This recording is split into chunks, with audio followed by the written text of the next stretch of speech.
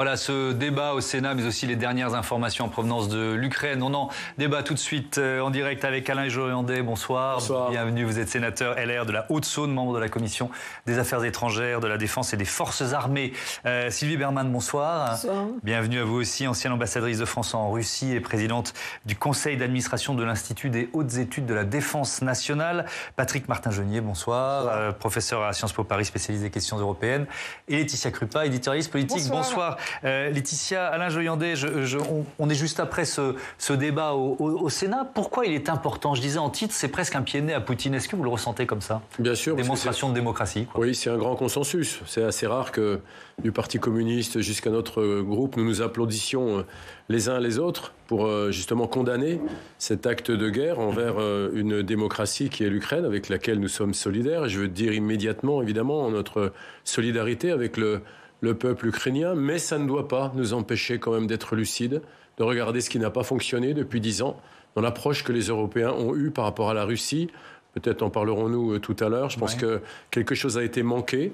La Russie a besoin aussi de sécurité, donc il n'est pas question d'absoudre le dirigeant russe, dont on se pose d'ailleurs un certain nombre de questions sur l'état réel et ses intentions réelles. Mais en tout cas, cette condamnation très ferme et cette solidarité avec l'Ukraine doit aussi nous permettre de rester lucides sur ce qui n'a pas été fait. Et il faut absolument la désescalade maintenant, parce qu'on ne peut pas non plus faire une guerre atomique avec les Russes. On a entendu des propos un peu fous tous ces temps-ci pour un conflit qui concerne pour l'instant essentiellement quand même la Russie et l'Ukraine. Ouais, on y reviendra, parce que vous avez connu de l'intérieur une période similaire, pas exactement. Évidemment, il n'y avait pas eu cette escalade, mais puisque vous étiez au gouvernement de Nicolas Sarkozy, quand il y a eu la crise en Géorgie, et qu'il était également président de l'Union européenne avec la présidence. Oui, j'ai vécu ce moment, qui est très parallèle avec aujourd'hui, pour des raisons d'ailleurs un peu similaires, d'une partie du territoire qui échappait à la Géorgie au profit de la Russie, et avec le président Sarkozy, qui présidait aussi l'Europe à ce moment-là, nous avons réussi à obtenir un retrait de Poutine à ce moment-là, mais en faisant quelques promesses qui n'ont peut-être pas totalement été écrites, notamment sur l'élargissement de l'OTAN. On ne peut pas non plus laisser l'OTAN se rapprocher trop de la Russie. On peut comprendre à un moment donné que Poutine a eu peur, donc ce qui n'excuse pas son geste d'aujourd'hui, bien évidemment. On l'a bien compris. Mais je pense qu'il faut Vous pensez qu'on l'a laissé s'isoler d'une certaine façon? C'est ce que j'entends un peu dans vos propos? Bien sûr, je pense qu'on l'a même isolé. Le fait que l'OTAN avance et que petit à petit on grappille avec l'OTAN pour se rapprocher de plus en plus des frontières russes est quelque chose qui ne rassure pas la Russie, qui a besoin de sa sécurité. Et n'oublions pas que au moment de la fin de l'Empire soviétique, la Russie était à genoux. Aujourd'hui, elle est quand même un peu mieux qu'à cette époque-là. Elle a donc envie aujourd'hui de regarder la question d'une manière très différente. Et donc, je pense que ça doit nous appeler pour l'avenir. D'abord, il faut vraiment appeler à la désescalade. Je n'entends personne demander la désescalade. C'est très inquiétant. On y reviendra, évidemment. Sylvie Berman, vous étiez en poste à Moscou il y a encore 2-3 ans, c'est ça? Oui. Est-ce que vous avez... C'est très difficile, tout le monde veut rentrer dans la tête de Vladimir Poutine et personne ne le peut, mais est-ce que vous avez senti évoluer le président russe, justement par rapport à ce que nous décrit à l'instant Alain Joyandet? Ce sentiment d'isolement, ou est-ce que de toute façon il avait en tête ce plan de grignoter petit à petit sur l'Ukraine? En tout cas, l'homme qu'on a vu devant son Conseil national de sécurité n'est pas celui qu'on a rencontré à l'époque où j'étais à Moscou. Le président de la République lui-même, en rentrant de sa mission, a dit « ce n'est plus le même homme ». Et ce que je pense, c'est que de toute façon, depuis des années, effectivement, il a cette obsession, ce souci de revanche par rapport aux Occidentaux, parce qu'il a le sentiment qu'une promesse a été faite de non-élargissement de l'OTAN aux frontières, et donc il a toujours considéré que c'était une trahison. Ça, c'est sa première obsession. La deuxième, c'est par rapport à l'Ukraine. C'est-à-dire qu'officier du KGB au moment de la chute de l'Union soviétique, c'est son monde qui s'est effondré, et il n'a pas compris que cette république, qui était avant partie de l'Union soviétique et qui était non seulement le grenier à blé, mais il y avait tuait les mineurs du Donbass, c'est quelque chose qu'il n'a jamais admis. Donc je pense que ce qui s'est passé là aussi, c'est que pendant les 2 ans de Covid dont il avait très peur, il s'est enfermé. Il s'est bunkérisé, il ne rencontrait plus les personnalités étrangères, il ne rencontrait plus même ses propres collaborateurs, puisqu'il laissait cette distance énorme, donc il n'y avait plus véritablement d'échanges, et il s'est dit que c'était le moment de passer à l'acte. C'est un peu le syndrome de tous les dictateurs qui finissent par s'isoler de plus en plus et par avoir une peur principale qui est la peur médicale, sanitaire. C'est quand même très intéressant. C'est la même chose pour Staline, hein, qui vivait entouré d'infirmières à la fin de sa vie. Est-ce que vous... Pardon, parce que cette question, je sais que vous ne pouvez pas y répondre, mais ce que vous nous décrivez, c'est quand même une dérive presque psychologique. C'est un peu une dérive, et c'est ce que disent beaucoup de Russes, hein, d'ailleurs. Et comme il est difficile, vous disiez, être dans la tête de Poutine, beaucoup de gens de l'entourage de Poutine disaient que c'était une boîte noire, c'est-à-dire qu'on ne sait pas ce qu'il y a dans sa tête, on le sait le jour où il a décidé. Et là, ni les Russes, ni les Ukrainiens, jusqu'au dernier jour, n'imaginaient une seule seconde qu'il allait envahir la totalité de l'Ukraine, peut-être le Donbass, mais pas la totalité de l'Ukraine et pas bombarder Kiev. Et pourtant, il y a un texte de Vladimir Poutine qu'il a écrit en juillet et qui est disponible sur le site du Kremlin et sur le site de l'ambassade russe, où il décrit point par point son obsession et son projet. Donc il y a quand même un texte qui existe. Vous voyez, quelques mois auparavant, et il y avait aussi les renseignements américains qui, visiblement, avaient les bonnes informations, puisqu'ils ne cessaient d'alerter sur une possible entrée en action des Russes. Donc on a aussi, peut-être, côté occidental, pas voulu voir ce qui pouvait arriver. Alors, ce n'est pas seulement du côté occidental, c'est quelques jours avant l'invasion. Le ministre ukrainien de la Défense disait qu'il n'y aurait pas d'invasion. Le chef peut-être que l'Ukraine est du côté occidental aujourd'hui, c'est pour ça que... Oui, non, mais parce que, en fait, Poutine n'avait rien à retirer de cette intervention. Et on le voit aujourd'hui. C'est pas un succès. Il va y avoir une évolution des opinions publiques. Alors en Ukraine, c'est clair. Aujourd'hui, si il y avait des russophones qui étaient plutôt pro-russes, aujourd'hui c'est terminé. Il y a une véritable identité nationale. Le chef de l'État, qui était méprisé et détesté par Poutine, est aujourd'hui ovationné au Parlement européen et dans le monde entier. Et l'Europe est soudée comme jamais. Et l'Allemagne change de pied sur sa politique de défense. Et la Suisse... Enfin bon, on pourrait faire une liste très très longue de ce que sans doute personne n'avait prévu. Et peut-être Vladimir Poutine non plus. Je vous redonne la parole dans un instant. Pardon, mais il y a un élément qui est quand même très important. Patrick Martin-Genier, dont on n'a pas encore parlé, c'est le droit des peuples à disposer d'eux-mêmes. C'est-à-dire que dans cette histoire, il y a quand même, parce que vous parliez de la responsabilité de l'OTAN, mais il y a quand même un pays, l'Ukraine, un président élu et un peuple ukrainien qui veut, depuis des années, manifestement, s'ancrer plus dans la démocratie et à l'Ouest que vers la Russie. Ah mais vous avez tout à fait raison, on entend ces derniers temps, alors on parle de la sécurité de la Russie, on parle les États-Unis vont négocier avec la Russie, on parle des négociations entre les pays européens et la Russie. Et là-dedans, on oublie qu'il y a un président ukrainien, une Ukraine libre et indépendante. Effectivement, on a l'impression qu'on passe largement au-dessus des règles du droit international. Vous l'avez dit, le droit à l'autodétermination des peuples, ce qui ne veut pas dire qu'il ne fallait pas négocier quelque chose sur la Crimée ou sur le Donbass, mais pas avec des pistolets sur la tempe, n'est-ce pas ? Il existe des référendums démocratiques, c'est pour ça on dit tout le monde dire les accords de Minsk n'ont jamais été appliqués, c'est-à-dire une plus grande autonomie pour le Donbass par exemple, mais on sait très bien que l'autonomie du Donbass pour Vladimir Poutine c'était carrément une indépendance et mettre finalement le grappin sur l'Ukraine. Et donc vous avez raison, il y a des résolutions des Nations Unies, il y a un droit international, le droit à l'indépendance, à l'intégrité. Et aujourd'hui, ah oui, il faut faire la désescalade, il faut négocier avec Vladimir Poutine. Mais négocier sur quoi ? Les deux délégations ne se sont pas entendues. Volodymyr Zelensky s'est dit prêt à négocier. Mais négocier quoi ? Vous ne négociez pas en disant on va dépecer l'Ukraine. C'est-à-dire qu'on va négocier avec la Russie éventuellement une autonomie de la Crimée qui est déjà acquise d'ailleurs, le détachement du Donbass et puis finalement on pourrait départager l'Ukraine au niveau du fleuve au milieu, le Dniepr. Il en est hors de question. Il y a un président président qui a été élu, il a été élu démocratiquement avec plus de 70% des voix.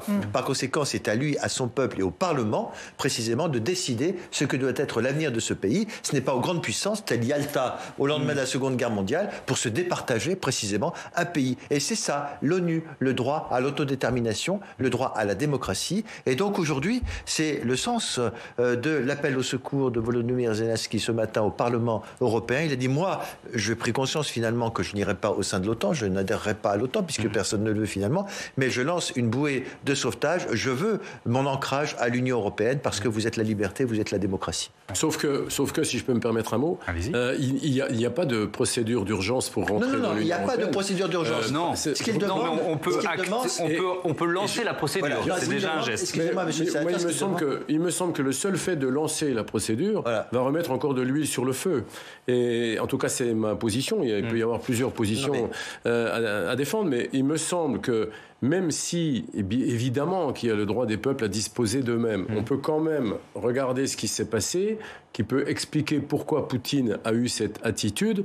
Regardez ce qui ne s'est pas passé non plus depuis 10 ans, quand à un moment donné, déjà en 2008, on disait qu'il fallait que l'Ukraine rentre dans l'OTAN. C'était déjà une provocation pour Poutine. Donc, moi, je crois qu'on essaie tous de comprendre. Je crois que petit à petit, menace après menace de rapprochement de l'OTAN, je pense que Poutine, petit à petit, a préparé son coup, et comme il l'avait fait d'ailleurs en Géorgie, et je pense que le coup était prêt depuis très longtemps. On voit bien, même si ça va un peu moins vite qu'il le souhaite, on voit qu'il était prêt depuis longtemps. Sauf que l'Union européenne, c'est pas l'OTAN, et qu'il y a un accord d'association a été signé en 2017 qui permettait d'engager un premier pas vers l'adhésion. Et ce qui est demandé aujourd'hui par Volodymyr Zelensky, ce n'est pas une procédure accélérée qui en effet n'existe pas, c'est un geste politique. On demande aujourd'hui aux instances européennes, notamment au Conseil européen qui va se réunir au mois de mars, un geste pour le politique pour dire oui, nous allons rapidement vous donner le statut de candidat. Parce que si demain le président ukrainien est renversé, et il y a des chances qu'il le soit, tout cela, ça va être balayé. Alors, éviter l'escalade tout en résistant à Poutine. On voit bien qu'on est sur une ligne de crête, Laetitia, et c'est l'une des images fortes de cette journée, cette guerre économique annoncée, décrétée par Bruno Le Maire. Et on se rend compte que, évidemment, tous les mots prononcés par l'exécutif ont un poids diplomatique considérable. Il a dû revenir sur cette phrase qu'il avait prononcée. C'était ce matin sur France Info. Donc il y a cette formule, la guerre économique. Oui, c'est un cas d'école en communication politique. Comment un mot lâché dans une interview le matin rebondit quasiment immédiatement sur la scène internationale et il force le ministre à faire marche arrière et perturbe la diplomatie, Thomas. On va regarder et on va réécouter ce qu'a dit Bruno Le Maire ce matin sur France Info. Il était visiblement très en forme. Et alors son cabinet m'a expliqué, avant de regarder l'extrait, qu'il était déterminé à montrer que la France était à la pointe sur le sujet des sanctions économiques. On regarde. C'est la Russie qui va souffrir, c'est l'économie russe qui va souffrir. Et c'est le système financier russe qui va s'effondrer sous nos yeux. L'Europe, elle, la seule conséquence qu'elle peut avoir dans les semaines qui viennent, c'est une petite augmentation des prix en fonction de l'augmentation des prix de l'énergie. Oui, les sanctions sont efficaces. Les sanctions économiques et financières sont même d'une efficacité redoutable. Et je veux laisser planer aucune ambiguïté sur la détermination européenne sur ce sujet. Nous allons livrer une guerre économique et financière totale à la Russie. Voilà, le mot guerre, bien sûr, a posé problème, bien qu'il soit accompagné de économique et financière. Et c'est ce qu'a fait remarquer Bruno Le Maire quand il est sorti du studio, car son entourage immédiatement lui a fait remarquer que quand même ce mot était peut-être un peu risqué. Il lui a dit, mais non, mais j'ai dit économique et financière. Mais il a compris lui-même, à la réaction de ses proches, qu'il avait certainement été trop loin. Et donc sur CNN, quelques minutes plus tard, il fait une interview et il décide de ne pas réemployer ce mot. Sauf que sur Twitter et sur les réseaux sociaux, la polémique est partie. Alors bien sûr, l'opposition s'en empare. On est, je vous rappelle, à moins de 2 mois du premier tour de l'élection présidentielle. Donc bien sûr, dès qu'il y a une opportunité aussi belle que celle-là, on la saisit. Mais il y a surtout Dmitri Medvedev, qui est l'ancien président russe, qui est aujourd'hui le vice-président du Conseil de sécurité de la Russie, qui réagit via un tweet qu'il écrit en anglais et en français, où il dit Un ministre français a dit aujourd'hui qu'il nous avait déclaré la guerre économique. Faites attention à votre discours, messieurs, et n'oubliez pas que les guerres économiques dans l'histoire de l'humanité se sont souvent transformées en guerres réelles. Qu'est-ce qui se passe après? À partir de là, Bercy, alors on ne sait pas si c'est Bercy, Matignon ou l'Élysée, décide de rétropédaler, d'envoyer un communiqué à l'AFP où on récuse finalement le terme de guerre parce que vous disiez tout à l'heure qu'il n'y avait pas le mot désescalade, mais Bercy le cite parce que la stratégie c'est la désescalade. Et alors l'entourage de Bruno Le Maire m'a aussi expliqué que celui qui parlait directement à Poutine et à Zelensky, c'est Emmanuel Macron. Alors ça sent quand même un peu le coup de fil de l'Élysée entre vous et moi, mais surtout que, en fait, le mot guerre allait à l'encontre de la stratégie française qui était de désigner uniquement Vladimir Poutine comme l'agresseur. C'est surtout ça. Parce que finalement, ce que les grosses sanctions très importantes, majeures que fait l'Union européenne, excusez-moi, mais c'est bien une guerre économique et financière. On vient d'apprendre que la compagnie Nord Stream 2 vient de faire faillite et que 7 nouvelles banques ont été exclues du système de paiement international. Véritablement, c'est une guerre économique et financière. Mais je suis d'accord avec vous pour dire c'est contraire peut-être à la stratégie du président de la République qui va encore ouvrir une voie pour la diplomatie. Oui, et puis c'était, moi je trouve contradictoire avec un message qui était diffusé du président de la République aux soldats français pratiquement au même moment, disant vous allez être engagés, je vous demande de faire preuve de prudence, de retenue, c'était le terme, de retenue. Je voudrais juste un mot peut-être sur Medvedev. Puisque c'est lui qui répond à Bruno Le Maire. Quel rôle il joue, quel poids il a aujourd'hui en Russie? Parce qu'on cherche qui a un contrepoids éventuellement face à Poutine. Non, il a un poids relativement limité. Il était Premier ministre et finalement, Poutine lui a trouvé un successeur. Mais on ne sait jamais. En tout cas, Medvedev était venu à Paris. Il avait été reçu par Édouard Philippe. Ça s'était très bien passé. Et c'est quelqu'un qui est plutôt, lui, ouvert sur l'Occident. Mais ça ne l'a pas empêché, parce qu'il n'a pas le choix, de dire que le moment était venu de rompre les relations avec le monde occidental et que la Russie n'en avait pas besoin.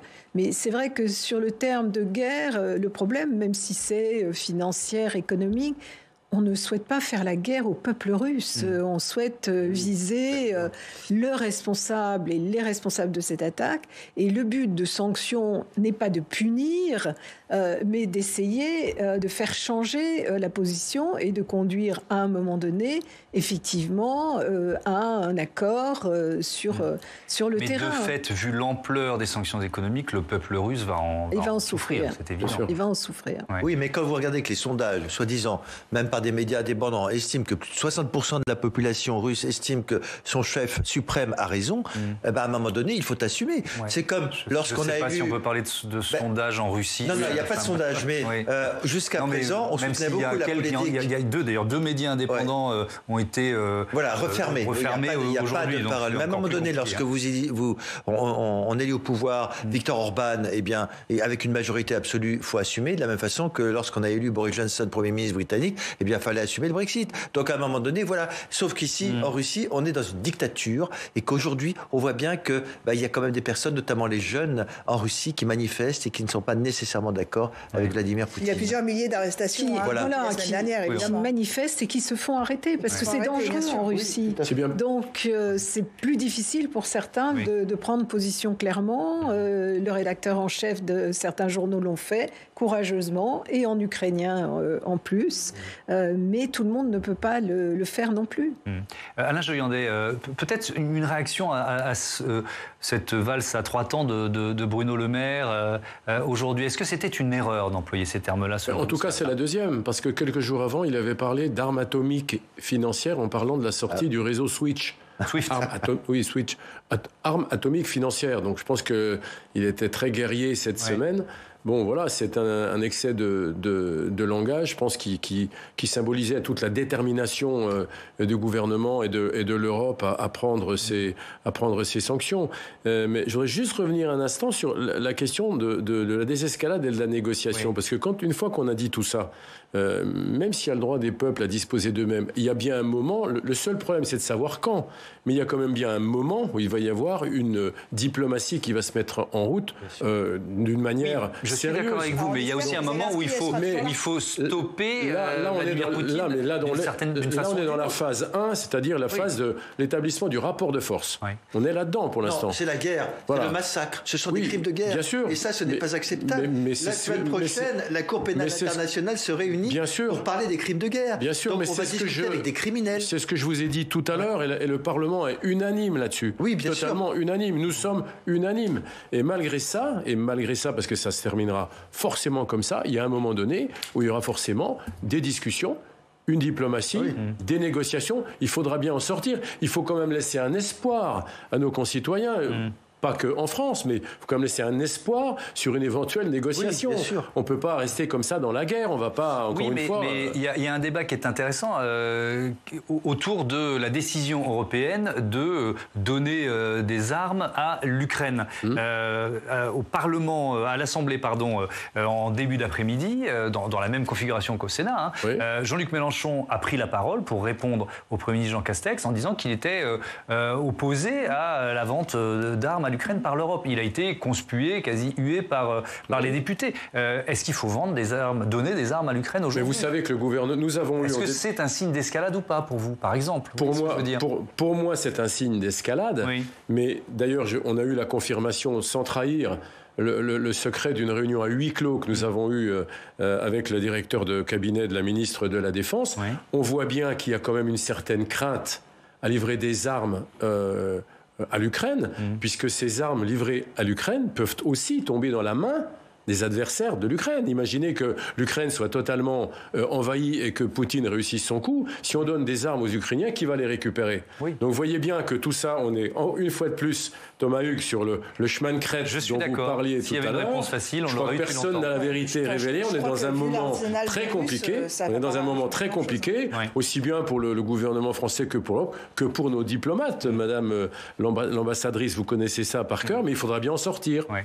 Alors c'est aussi une cyberguerre, et pour en parler, je vous propose de rejoindre tout de suite avec nous en duplex, en visioconférence, Louis Pétignot, qui est chercheur au centre Géode. Bonsoir, vous êtes spécialiste du cyberespace russe.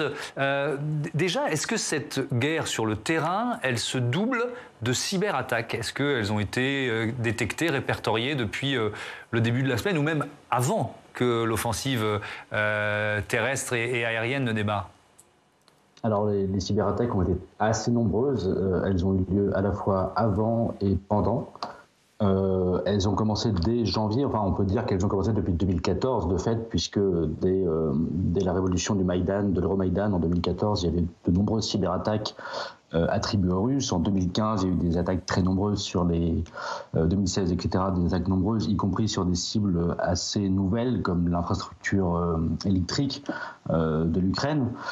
Et depuis 2022, depuis le début de l'année, on voit une augmentation des cyberattaques de divers types, que ce soit des attaques en déni de service qui consistent à envoyer trop de trafic sur un site ou un serveur et à faire tomber les sites en question, que ce soit des attaques de type wiper qui sont des attaques visant à effacer des systèmes informatiques entiers, ou encore d'autres types d'attaques contre le site, notamment du journal en ligne Kiev Post, qui est un grand journal anglophone et ukrainophone de Kiev.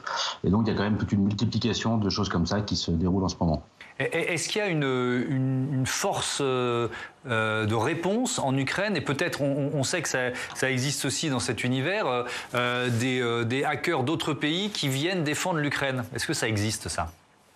Alors oui, il faut préciser que toutes les attaques ne sont pas attribuées directement à la Russie d'abord. C'est pas forcément simple d'attribuer une cyberattaque. Techniquement c'est possible, politiquement c'est un acte qui dit quelque chose quand même. Donc il y a des attaques qui ont été attribuées par différents acteurs, soit aux Russes mais aussi aux Biélorusses. Et donc effectivement on pose la question des acteurs extérieurs. Et aussi le fait que les hackers ne sont pas forcément directement liés à l'État russe.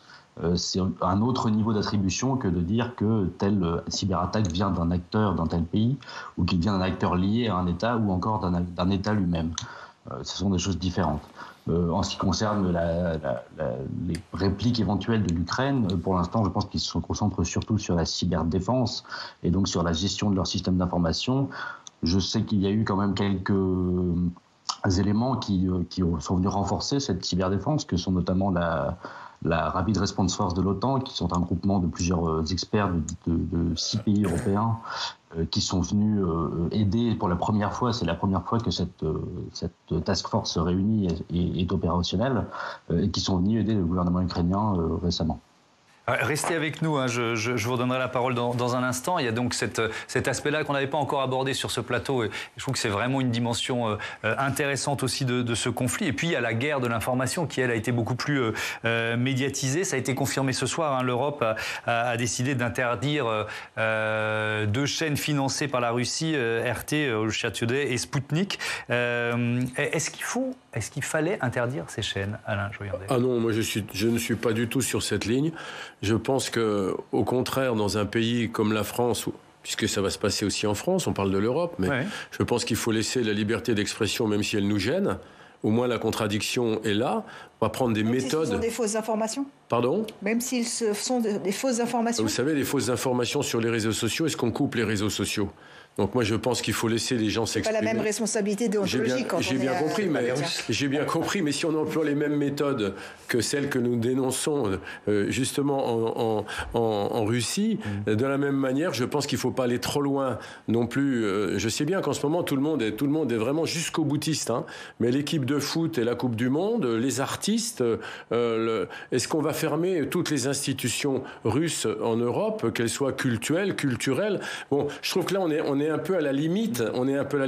Les sanctions économiques, les sanctions, l'action militaire et tout ça, mais tout le reste qui est autour, parce que cette guerre, elle va peut-être pas non plus durer pendant des mois et des mois. En tout cas, c'est mon avis. Je n'engage pas mon groupe. Hein. Oui. C'est mon avis personnel. Je pense que le sport, ça a toujours été un élément d'amitié entre les peuples, et peut-être qu'en laissant les Russes aller à la Coupe du Monde, c'est peut-être un atout. C'est aussi un élément de soft power que Poutine a beaucoup utilisé, et on sait que ça le frappe aussi d'interdire, par exemple, l'équipe de football de Russie qui ne va pas pouvoir participer au barrage d'accès à la Coupe du Monde. On a fait les Jeux Olympiques en Chine. Oui, d'accord. Et on les avait fait en Russie juste avant, et la Coupe du Monde gagnée par la France en Russie. Bon, bref. Il faut espérer que ce ne soit que provisoire. Ouais. Mais j'ai cru comprendre que les chefs d'État et de gouvernement avaient décidé, alors on ne va pas prononcer le terme de guerre, mais de faire de cet État un État paria. Paria à tous les niveaux, économique, financier, mais également culturel et sportif. C'est peut-être regrettable, j'en sais rien. Mais est-ce que ça peut faire reculer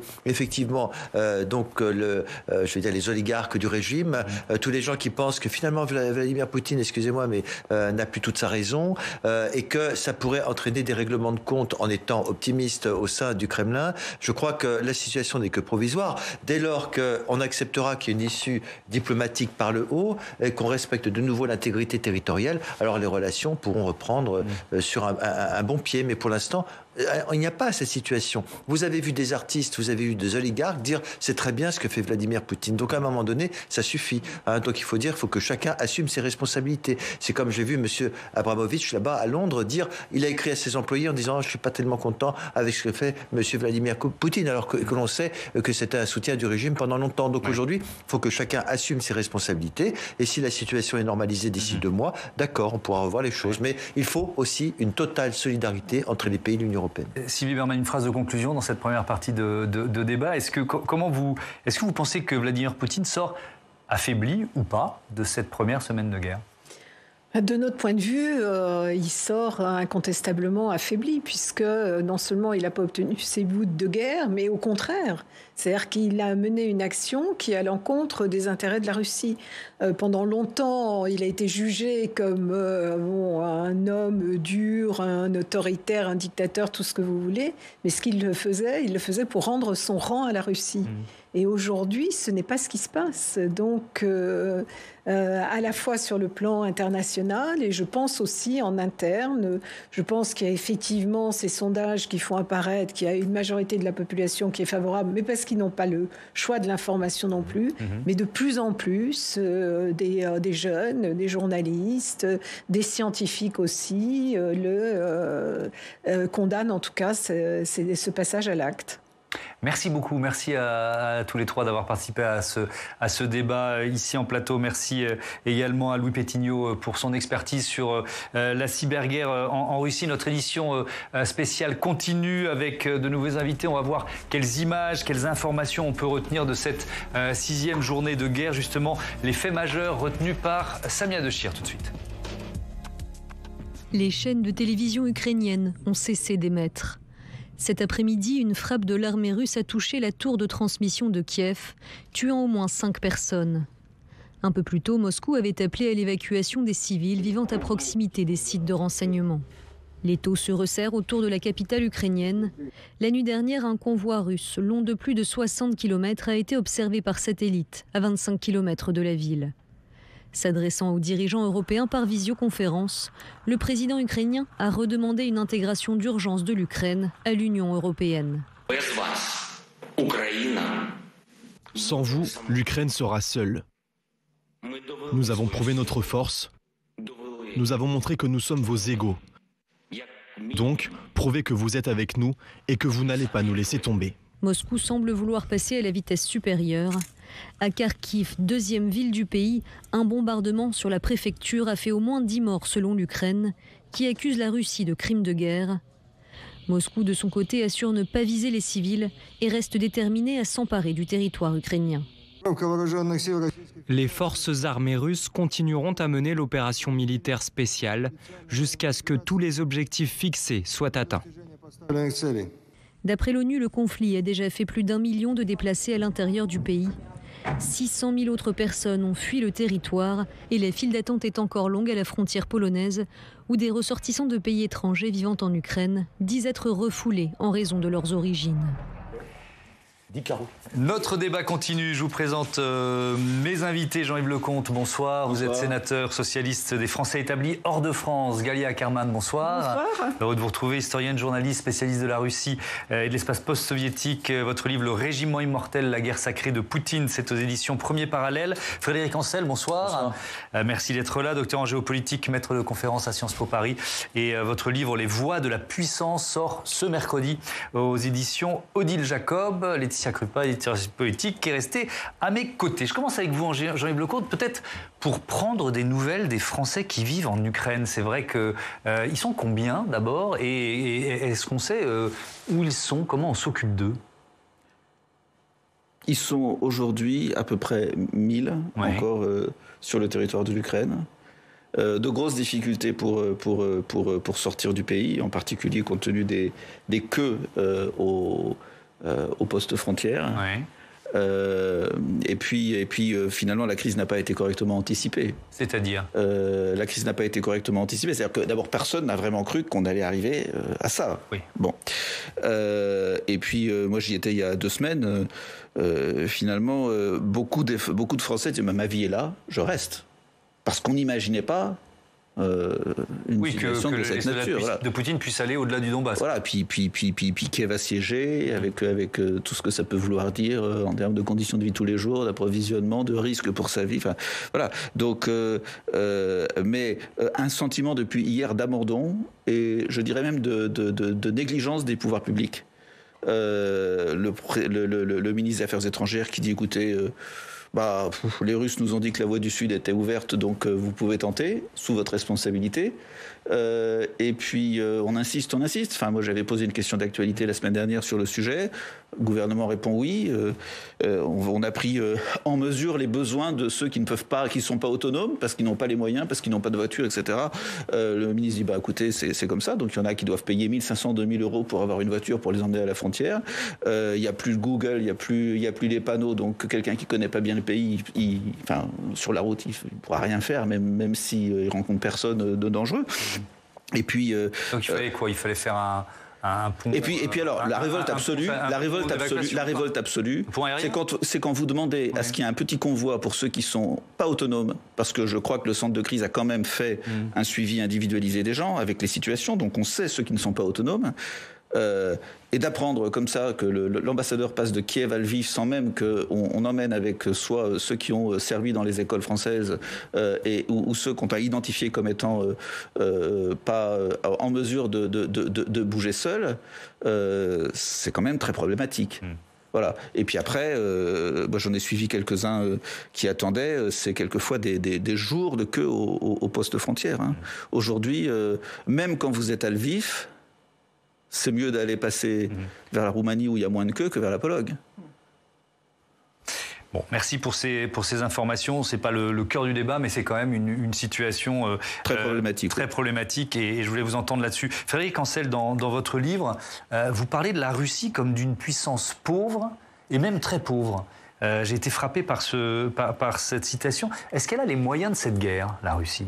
Alors, elle en a les moyens dans une certaine mesure. Je veux dire par là qu'une grande puissance pauvre n'a par définition pas les moyens dont dispose aujourd'hui l'Europe, qui n'est pas encore une puissance globale. Peut-être qu'elle le deviendra grâce à M. Poutine, mais comme les États-Unis. Et les États-Unis disposent non seulement d'un droit de veto au Conseil de sécurité, ils disposent de l'arme atomique. Autrement dit, les deux jokers dont dispose aussi la Russie. Mais la Russie, par ailleurs, pardonnez-moi de filer la métaphore du jeu de cartes, pour le reste, n'a que des 2, des 3, des 4. Alors que les États-Unis, grande puissance riche, la Chine sans doute demain, disposera de toute une palette qui lui permettra d'éviter de mettre systématiquement ses jokers, et notamment la bombe, parce que là, vous renversez la table. Donc ça veut dire quoi ? Ça veut dire qu'une grande puissance pauvre, elle a les moyens de cette politique, parce que, outre les chars, qui, entre parenthèses, ne sont pas tous de très très bonne qualité, quant aux équipements des soldats, c'est le moins qu'on puisse dire, on n'a pas affaire à une armée très moderne. Elle vous empoisonne les slips des opposants à l'étranger, et voire d'autres personnalités demain. Elle utilise des cyberattaques, c'est pas extrêmement cher. Elle utilise Wagner, c'est-à-dire des groupes de mercenaires qu'elle n'assume d'ailleurs pas réellement sur un certain nombre de théâtres d'opération, jusque y compris à Bangui en Centrafrique. Ouais. Ça signifie quoi ? Ça signifie que on joue sur des choses sur des éléments constitutifs de la puissance qui peuvent nous gêner les adversaires considérablement, mais sans pouvoir utiliser l'arme qui aujourd'hui est quand même l'une des plus efficaces au monde, c'est-à-dire l'arme économique, technologique et financière. Donc les moyens de cette guerre, oui, mais les moyens de la remporter, c'est-à-dire d'être sûr de la gagner, la réponse est non. Et la réponse est non, et je le dis d'une phrase, parce que, de manière agréablement stupéfiante, eh bien, l'Union européenne, et au-delà, un certain nombre de pays, la plupart, en fait, des pays du monde, jusque y compris la Chine, qui s'est abstenu, qui n'a pas soutenu la Russie, et qui, aujourd'hui, le chef de l'État s'est entretenu avec le chef de l'État ukrainien, ont manifestement, M. Poutine, a mésestimé ou a surestimé sa capacité de l'emporter rapidement, lui qui est à la tête seulement, donc, d'une grande puissance pauvre. Galia Ackerman, est-ce que Vladimir Poutine est plus isolé après cette première semaine de conflit qu'avant l'invasion de l'Ukraine ? Très certainement, puisque personne, ne croyait en cette invasion. Il y avait la concentration énorme de troupes, pratiquement l'encerclement de l'Ukraine par les troupes russes depuis le nord, depuis la Biélorussie, et surtout le pourtour jusqu'à Odessa, avec une concentration de troupes aussi en Crimée, bien sûr. Mais tout le monde croyait que, il lance des ultimatums à l'OTAN, aux États-Unis, et que cette concentration de troupes ne sert qu'à cela. Et donc, vous avez vu tout le ballet diplomatique, on a essayé de négocier avec lui, alors que toutes les décisions ont été prises, en fait. Et je pense maintenant qu'il a posé ces ultimatums d'emblée impossibles à satisfaire, ces exigences, justement pour avoir une justification d'une guerre totale contre l'Ukraine. Et peut-être à l'avenir, pas seulement l'Ukraine. Voilà ce que je pense. Oui, je vous propose d'en entendre plusieurs fois le président ukrainien dans cette partie de notre débat, Volodymyr Zelensky, qui était en visioconférence, reçu en quelque sorte au Parlement européen. Écoutez ce premier extrait où il parle de bombardements sur la place centrale de la ville de Kharkiv. Le bombardement de la place centrale de Kharkiv est une terreur flagrante non dissimulée. Personne ne pardonnera, personne n'oubliera. Cette frappe contre Kharkiv est un crime de guerre, c'est du terrorisme d'État de la part de la Fédération de Russie. Après cela, la Russie est manifestement un État terroriste et doit l'être officiellement. Des crimes de guerre, c'est ce que les opinions publiques de nos pays démocratiques voient, Galia Ackerman, mais les Russes ? Qu'est-ce qu'ils voient, les Russes, à la télévision en ce moment ? Ça, c'est très intéressant parce que, justement, ces derniers jours, j'ai quand même un peu regardé différentes chaînes centrales, principales de la télévision russe. On ne parle que d'une opération spéciale visant le Donbass. On ne parle pas des chars à Kharkiv. On ne parle pas de chars aux environs de Kiev. On ne parle pas de destruction. Et dans le dernier talk-show que j'ai regardé juste hier soir, c'est un des grands propagandistes du régime qui s'appelle Vladimir Solovyov. Ils avaient un Ukrainien, une sorte de souffre-douleur sur lequel donc tout le monde faisait des invectives. On ne lui donnait pas la parole jusqu'à la fin. Solovyov lui a donné la parole en dernier. Et l'autre, il dit « Mais qu'est-ce que vous faites? Ça n'a rien à voir avec le Donbass.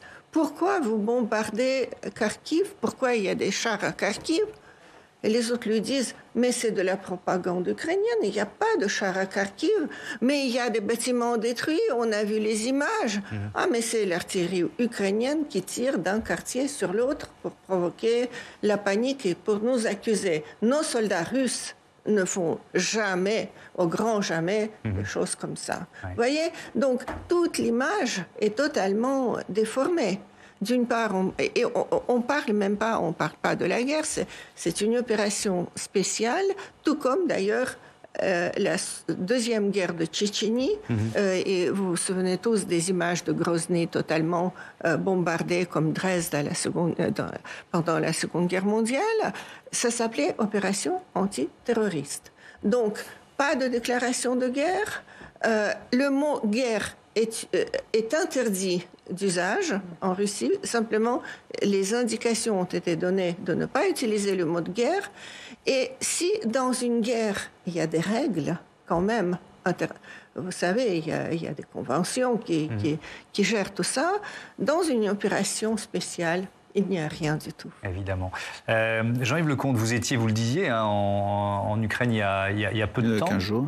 Est-ce que vous êtes surpris par le président Volodymyr Zelensky?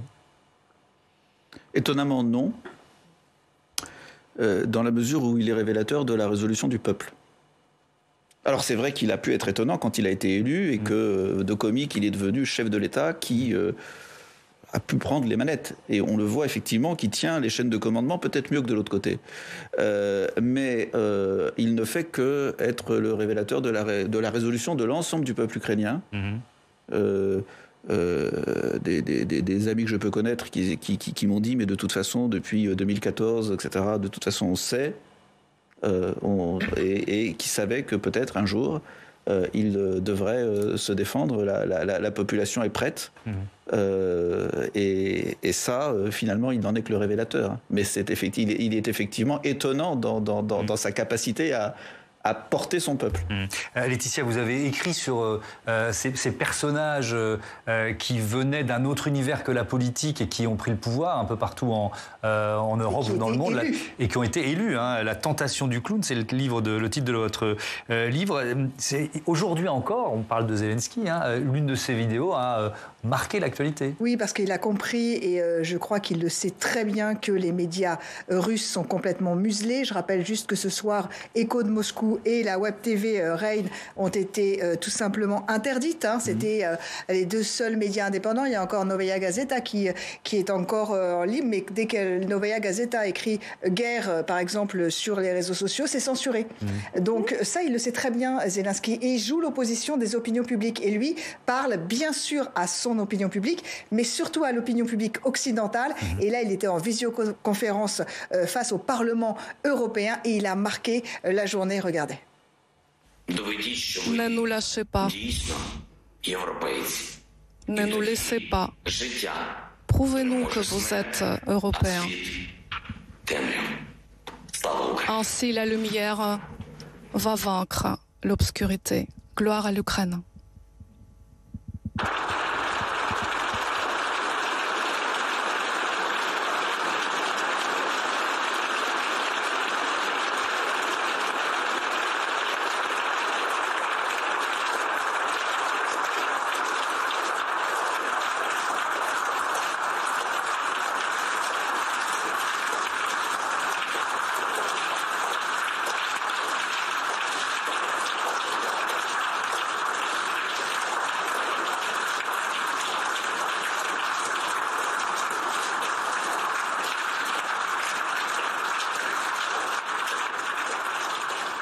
Cette standing ovation au Parlement qui semble interminable, et puis lui finit avec le poing levé et un sourire parce qu'il sait que les images, les signaux et les symboles marquent l'histoire aujourd'hui, d'autant plus qu'ils sont multi-rediffusés. Il sait qu'il va être rediffusé sur les canaux occidentaux et qu'ils impriment les opinions publiques. Donc il joue, Volodymyr Zelensky, la carte qu'il connaît par cœur, celle de la communication. Et d'ailleurs, il communique beaucoup sur les réseaux sociaux. Dès les premières heures de l'invasion russe, il a pris Facebook et il a communiqué constamment sur Facebook pour son opinion publique. Alors effectivement, vous le disiez, il maîtrise les codes, et pour cause, vous l'avez évoqué, il était producteur, acteur, humoriste, donc c'est ça l'histoire de Zelensky. Oui, son parcours est complètement sidérant. Moi, c'est vrai que je me suis penchée longuement, et il était humoriste, on le dit souvent, mais il était producteur président d'une grosse boîte de prod, de télé, audiovisuel. Il connaît toutes les ficelles du métier, et il était le héros d'une série, Le Serviteur du Peuple. Il avait pris le nom de cette série pour se lancer en politique. Il a appelé son parti politique de ce nom, Le Serviteur du Peuple, et il s'est lancé en campagne éclair, 3 mois avant le premier tour de l'élection présidentielle. Il a joué constamment sur le mélange des genres entre son personnage de fiction et son personnage réel de candidat à l'élection présidentielle, son personnage de fiction qui menait une lutte sans merci contre la corruption. Et quand on lui demandait, mais vous êtes qui finalement? Vous êtes le candidat ou vous êtes le héros? Il disait, quelle est la question? À quoi ça sert de répondre à cette question? Qu'est-ce que ça importe finalement, la réponse à cette question? Et donc, il a réussi à retourner l'opinion publique. Il a gagné avec 72% des voix. Il est devenu influenceur sur les réseaux sociaux. C'est pour ça qu'il s'en sert très bien. Et si vous voulez avoir une idée de ce qu'est cette série qui a été diffusée pendant la campagne présidentielle, je précise, elle est rediffusée en ce moment sur Arte. Le Serviteur du Peuple. Le Serviteur du Peuple. C'est le bon moment pour la regarder. En russe, sous-titré, donc c'est le bon moment. Et étonnamment, quand en campagne présidentielle, quand on lui demandait quel est votre programme, il disait regardez ma série. Oui. Et il est d'autant plus dangereux pour ça, c'est qu'il sait maîtriser les codes de communication vis-à-vis des Russes. Frédéric Ancel. Oui, c'est ça. Moi, je suis extrêmement sceptique sur la capacité du soft power, et notamment de la communication, ainsi que de l'épaisseur ou de la dimension culturelle dans les conflits. À la fin des fins, ce sont les F-35 et les canons qui l'emportent. Malheureusement, mais c'est comme ça. En revanche, là, on a affaire à quelque chose d'assez nouveau. D'abord, la communication de Poutine est simplement hallucinée, quoi. Ces derniers discours de ces derniers mois, de ces dernières semaines sont non crédibles, même pour les Russes, mais je parle sous votre contrôle.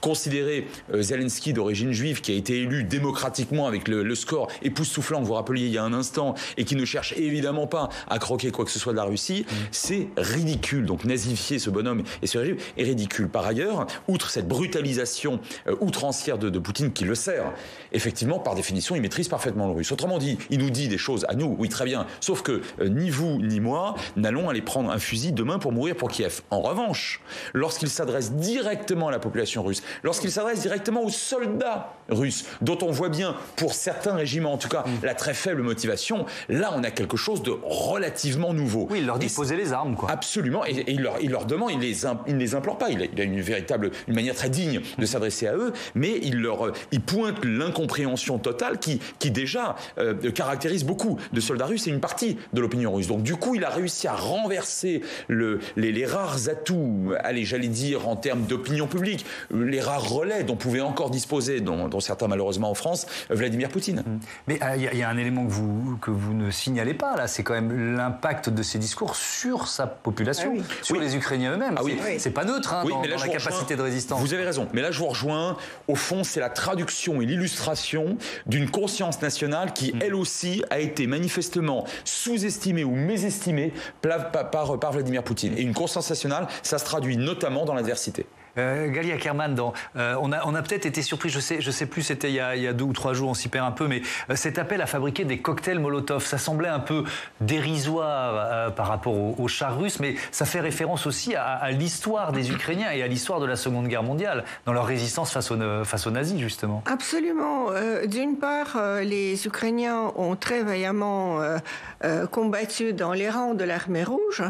Il y a 8 ou 9 millions d'Ukrainiens qui qui ont péri pendant la Seconde Guerre mondiale, mais également ils ont longtemps résisté en Ukraine occidentale parce que là c'est une autre histoire, c'est une partie qui a été annexée par Staline en vertu des protocoles secrets du pacte Molotov-Ribbentrop, qui ensuite ont été occupés comme tout le reste de l'Ukraine par les Allemands et qui ont été libérés en 1944 et donc de nouveau sont retrouvés sous contrôle soviétique. Or, ce sont des territoires qui ont fait partie de l'Empire austro-hongrois où il y avait une promotion, c'était la politique de l'Autriche-Hongrie, la promotion de la culture locale pour chaque peuple.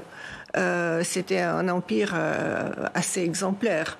Et donc, pour eux, l'occupation soviétique, avec des déportations de la population, avec des gens au goulag, fusillés, etc., c'était quelque chose d'intolérable. Eh bien, il y a eu un mouvement partisan qui s'est prolongé jusqu'à 1956. Et la haine de l'Ukraine est aussi due à ce phénomène parce que pendant ces 12 années, ils ont quand même tué, ces partisans, 30 000 chefs locaux du parti, des dignitaires du parti, des services secrets et des militaires. Donc la haine, elle est très très profonde et ancienne. Et je dois dire que les Ukrainiens, ils ont aussi montré des grandes capacités de se battre quand leur armée a été totalement désorganisée. Pendant la période Yanukovych, c'était la débandade. Je pense qu'il y avait même probablement des forces qui œuvraient pour affaiblir cette armée. Et néanmoins, la Crimée a été annexée pratiquement sans résistance, mais dans le Donbass, il y a eu des combats très acharnés. Et par exemple, le combat de l'aéroport de Donetsk, qui a résisté pendant une année face à un adversaire bien supérieur, c'est quelque chose d'héroïque. Ouais, et on peut imaginer que ça se répète en ce moment et dans les jours, voire les semaines à venir. Je vous l'avais promis, on va écouter plusieurs fois et encore une fois Volodymyr Zelensky qui lance cet appel à l'Europe. C'était toujours devant les députés européens. On écoute le président ukrainien.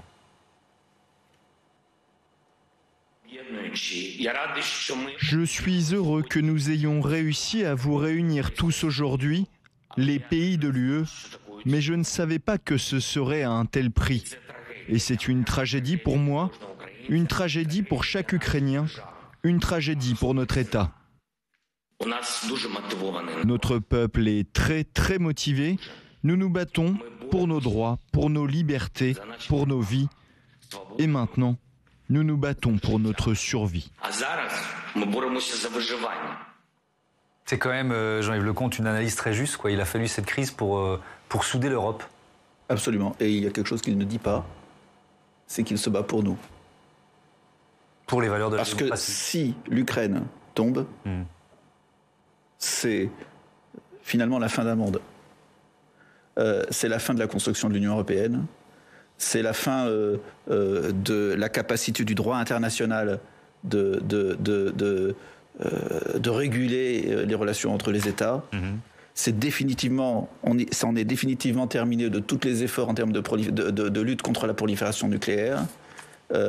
Et en ce qui concerne l'Europe, nous savons que ce que les fables de Vladimir Poutine pourront demain viser la Lettonie, la Moldavie, etc. Et par conséquent, aujourd'hui, c'est un combat que malheureusement, compte tenu de la dissuasion nucléaire, nous ne pouvons pas mener. Mais notre avenir dépend de la capacité de l'Ukraine de répondre. Ouais, je vous donne la parole, mais je cite Florence Parly qui était devant l'Assemblée puis le Sénat dans le cadre de cette journée de débat parlementaire, la ministre de la Défense. Soit l'Europe fait face, soit elle s'efface. Est-ce que vous êtes d'accord avec cette idée, Frédéric Ancel ? Complètement. Paris s'échine, et plus précisément le tandem Macron-Le Drian s'échine depuis 5 ans maintenant, à tenter de convaincre les chancelleries européennes qu'il faut non pas passer outre l'OTAN ou casser l'OTAN, ce que voulait faire entre parenthèses Trump, pas les Européens, Trump lui-même, mais nous accorder une autonomie stratégique supplémentaire, ou nous créer une autonomie stratégique par rapport à Washington et en guise de dissuasion face à Moscou et pourquoi pas à Pékin, parce que ce que vous dites est d'autant plus juste que non seulement les Européens aujourd'hui ont à craindre d'un échec si nous ne sommes pas assez unis et puissants et à nouveau dissuasifs face à Poutine, mais imaginez aujourd'hui ce sont en train de penser les Taïwanais. Imaginez ce que pensent aujourd'hui les Sud-Coréens, les Japonais, les Philippins et une grande partie du monde Indo-Pacifique. Si l'Occident, pour faire recours, et l'OTAN en particulier, ne parvient pas à dissuader suffisamment Poutine, là c'est trop tard, il est entré. Mais enfin, pour l'instant, il a choisi d'entrer que sur une partie de l'Ukraine. Si il va jusqu'au bout, autrement dit, si on n'a pas réussi par des sanctions économiques, financières ou par une dissuasion stratégique et militaire à l'en empêcher, mais vous comprenez bien que les Chinois vont s'engouffrer dans la brèche, d'une manière ou d'une autre, même si en l'occurrence là, ils ne sont pas favorables ou modérément favorables, on va dire ça comme ça, même s'ils sont d'une neutralité bienveillante vis-à-vis de Poutine. Que va-t-il se passer en termes de crédibilité occidentale à Taïwan et dans l'Indo-Pacifique? Donc ce qui se joue à Kiev, et je vous rejoins tout à fait, c'est aussi une grande partie, oui, c'est ça, de l'exercice et des modes de rapport de force dans les relations internationales de manière générale. Mais si vous permettez, je dirais même autre chose, c'est qu'aujourd'hui, la Chine est capable, parce que pour faire ce qu'il fait du côté de l'Europe, la Russie se comporte en vassal absolu de la Chine. Et par conséquent, aujourd'hui, il y a un pays qui est capable de siffler la fin de la récréation russe, c'est la Chine. Vous êtes d'accord avec cette idée, Galia Karman? Je pense que c'est vrai parce que nous l'avons vu quand M. Tokayev, le président du Kazakhstan, a demandé le TSCS, donc le Conseil de sécurité. L'organisation de traités de sécurité collective, donc 6 pays de l'ex-URSS, d'intervenir dans son pays pour mater une sorte de révolution populaire. Il semblait à tout le monde, moi compris d'ailleurs, que les troupes russes allaient y rester. Et puis, quelques jours après cette entrée de troupes, on annonce à la télévision, les troupes ont accompli leur tâche, elles rentrent à la maison. Et donc la rumeur court, mais je ne peux pas vous le prouver, il n'y a pas de document à ce sujet, que c'est Xi Jinping qui a demandé à M. Poutine de procéder à la retraite de ses troupes, d'évacuer les troupes. Je pense que c'est assez logique parce que Kazakhstan, il est beau à être un peu vassalisé par la Russie, mais il est aussi un peu vassalisé par la Chine qui a fait des investissements énormes et qui donc apparemment n'a pas voulu que la Russie acquiert une présence permanente là-bas. On parle souvent de la Chine depuis le début de cette semaine, ne jamais oublier la Chine dans l'analyse de ce qui se passe en ce moment, Frédéric. C'est juste, c'est une hypothèse très intéressante. L'autre hypothèse est exactement antinomique.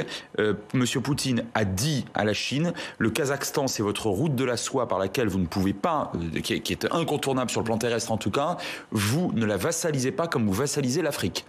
J'envoie moi des troupes quand j'ai envie de les envoyer. Ça, c'est une autre hypothèse. C'est une autre lecture. Et c'est une autre lecture. Et je crois davantage à cette deuxième hypothèse. Et par ailleurs, les Chinois peuvent cesser, en tout cas peuvent exercer de vraies pressions. Ça, c'est juste. Sur Poutine, notamment, du point de vue des sanctions occidentales, ils sont capables aujourd'hui, contrairement à ce qui prévalait en 2014, de pallier, de compenser dans une certaine mesure cela. Pour l'instant, ils sont prudents, attentifs. Pour l'instant, ils sont essentiellement attentistes. Et puis l'Ukraine est un État souverain. Donc ça, pour la Chine, c'est extrêmement embêtant. Mais attention, si on cherche et on obtient de la Chine des pressions qui seraient déterminantes sur Poutine, ils vont nous le faire payer. Il y aura un coût. Il y aura nécessairement un coût. Et ce coût, ce sera les Tibétains, les Ouïghours et éventuellement Taïwan. Vous savez, les Chinois, et ça c'est une leçon multiséculaire qu'ils nous donnent, leur exercice du pouvoir et des relations internationales et des rapports de force ne se fait pas prioritairement par les armes. Ça, c'était la voie occidentale et russe, les deux. Occidentale et russe. D'abord on frappait, ensuite on discutait éventuellement, et parfois on colonisait. Les Chinois, non. Eux, ils manipulent toute la palette et toute une série de leviers, un dispositif de levier, et en dernier ressort, ils utilisent les armements létaux. Merci beaucoup, merci à tous d'avoir participé à ce débat. Je rappelle le titre de vos livres, Galia Ackerman, Le régiment immortel, la guerre sacrée de Poutine.